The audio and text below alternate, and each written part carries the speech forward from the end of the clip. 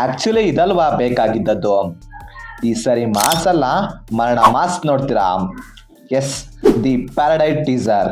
ಯವಿ ಯವಿ ಯವಿ, ನಾನೇ ಅಣ್ಣ, ಇದು ನೀವೇನಾ ಅಣ್ಣ? ಯಪ್ಪ, ಎಕ್ಸ್ಪೆಕ್ಟ್ ಮಾಡಿದ್ದೆ, ಆದರೆ ಈ ಲೆವೆಲ್ಗೆ ಇರುತ್ತೆ ಅಂತ ಅನ್ಕೊಂಡಿರ್ಲಿಲ್ಲ. ಏನು ವಿಜುವಲ್ಸ್ ಅಣ್ಣ ಅದು, ಯಪ್ಪ ಕ್ರೇಜಿ ಆಗಿತ್ತು ಆ ವಿಜುವಲ್ಸ್ ಮಾತ್ರ. ಒಂದಂತೂ ಕನ್ಫರ್ಮ್ ಆಯಿತು, ಈ ಸರಿ ಏನೋ ಮಾಡಿದ್ದಾರೆ, ಅದನ್ನ ಈ ಸರಿ ಅವರು ಸರಿಯಾಗೇ ಮಾಡಕ್ ಹೊರಟಿದ್ದಾರೆ. ಯಾಕಂದ್ರೆ ನಾನಿ ಅಣ್ಣ ಅವರ ಲುಕ್ ಮಾತ್ರ ಕ್ರೇಜಿ ಆಗಿದೆ. ಸೊ ಇದೊಂದು ಪಾಯಿಂಟ್ ಸಾಕು ಸಿನಿಮಾದ ಮೇಲೆ ಎಕ್ಸ್ಪೆಕ್ಟೇಷನ್ ಅನ್ನೋದು ಜಾಸ್ತಿ ಆಗೋಕೆ.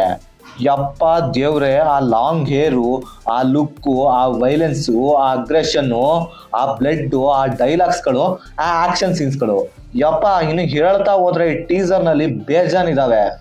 ಇಲ್ಲಿ ತನಕ ನಾನಿ ಅಣ್ಣ ಅವರ ಸಿನಿಮಾಗಳು ನಮ್ಮನ್ನ ಎಮೋಷ್ನಲ್ ಆಗಿ ಮಾಡ್ತಿದ್ರೆ, ಅವರ ಲಾಸ್ಟ್ ಪ್ರೀವಿಯಸ್ 2 ಸಿನಿಮಾಗಳನ್ನ ನೋಡಿದ್ರೆ ಮಾಸ್ ಸೀನ್ಸ್ಗಳ ಜೊತೆಗೆ ಹೆವಿ ವೈಲೆನ್ಸ್ ಜೊತೆ ಗೂಸ್ ಪಂಪ್ಸ್ ಕೊಡ್ತಿದ್ದಾವೆ. ಅಂದ್ರೆ ಮಾಸ್ ವಿತ್ ವೈಲೆನ್ಸ್ ಜೊತೆ ಬರ್ತಿದ್ದಾರೆ. ಈ ಸಾರಿ ವೈಲೆನ್ಸ್ ಆಗಿ ತಗೊಂಡ್ಬರ್ತಿಲ್ಲ, ರಾ ವೈಲೆನ್ಸ್ ಆಗಿ ತಗೊಂಡ್ಬರ್ತಿದ್ದಾರೆ. ಇನ್ನ ನಾನು ಈ ಟೀಸರ್ನಲ್ಲಿ ನೋಟಿಸ್ ಮಾಡಿದ್ದೇನಂದ್ರೆ, ಇದರಲ್ಲಿ ಪ್ಯಾರಡೈಸ್ ಎಂಬ ಜನಾಂಗ ಇರ್ತಾರೆ.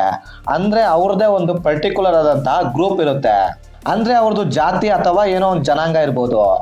ಆದ್ರೆ ಆ ಜನಾಂಗದ ಜನರನ್ನ ತುಂಬಾ ಲೋ ಪೀಪಲ್ ಆಗಿ ಟ್ರೀಟ್ ಮಾಡ್ತಾ ಇರ್ತಾರೆ. ಸೊ ಇದರಿಂದ ಆ ಜನಾಂಗದ ಜನರು ಹೇಗೆ ತಿರುಗಿ ಬೀಳ್ತಾರೆ.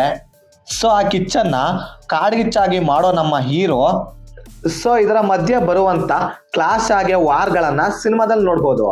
ಸೊ ಇದು ನನ್ನ ಪ್ರೊಡಕ್ಷನ್ ಅಷ್ಟೇ, ಸಿನಿಮಾದ ಸ್ಟೋರಿ ಹೀಗೆ ಇರುತ್ತೆ ಅಂತ ಗೆಸ್ ಮಾಡಕ್ ಆಗ್ತಿಲ್ಲ. ಬಿಕಾಸ್ ಆಫ್ ಒಂದು ಸಿನಿಮಾದ ಟೀಸರ್ ರಿಲೀಸ್ ಆದಾಗ ಸಿನಿಮಾ ಹೀಗಿದೆ ಹಾಗಿದೆ ಅಂತ ಜಡ್ಜ್ ಮಾಡಕ್ ಆಗೋದಿಲ್ಲ. ಬಿಕಾಸ್ ಆಫ್ ಸಿನಿಮಾದ ಔಟ್ಪುಟ್ ಬೇರೆನೇ ಇರುತ್ತೆ.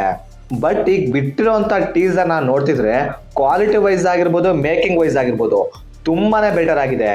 ಸೊ ಇದೇ ತರ ಸಿನಿಮಾದ ಸ್ಟೋರಿ ಅಷ್ಟೇ ಬೆಟರ್ ಆಗಿದ್ರೆ ಈ ಸಾರಿ ನಾನಿ ಅಣ್ಣ ಅವರು ಇಡೀ ಇಂಡಿಯನ್ ಫಿಲಂ ಇಂಡಸ್ಟ್ರಿನೇ ಅವ್ರ ಕಡೆ ತಿರುಗಿ ನೋಡೋ ಹಾಗೆ ಮಾಡ್ಬಿಡ್ತಾರೆ.